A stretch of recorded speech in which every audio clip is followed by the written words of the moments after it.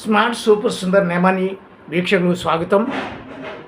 ముందుగా నా యూట్యూబ్ కస్టమర్లోని మహిళామణులందరికీ కూడా అంతర్జాతీయ మహిళా దినోత్సవ శుభాకాంక్షలు తెలుపుతూ, కొన్ని రోజుల కిందట Delhi rows avenue court, CBI court liquor కేసులో ఉన్న నిందితులందరినీ కూడా విడుదల చేయమని ఆదేశాలు ఇచ్చింది.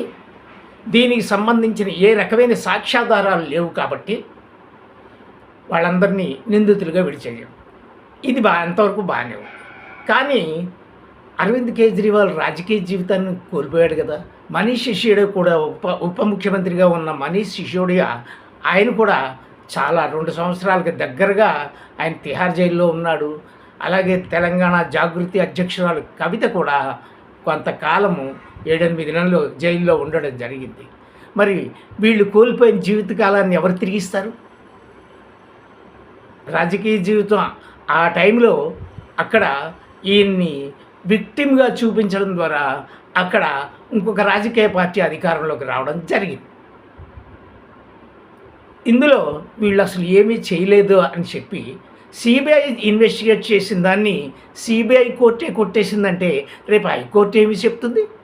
వాళ్ళకి ఇక్కడ లేని సాక్ష్యాధారాలు అక్కడ పుట్టుకొచ్చేస్తాయా? ఎలా వస్తాయి?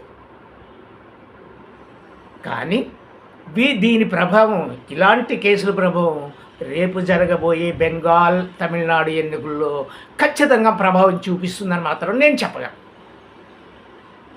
ఇదే నేను ఇవాళ మాట్లాడాలనుకున్న అంశం.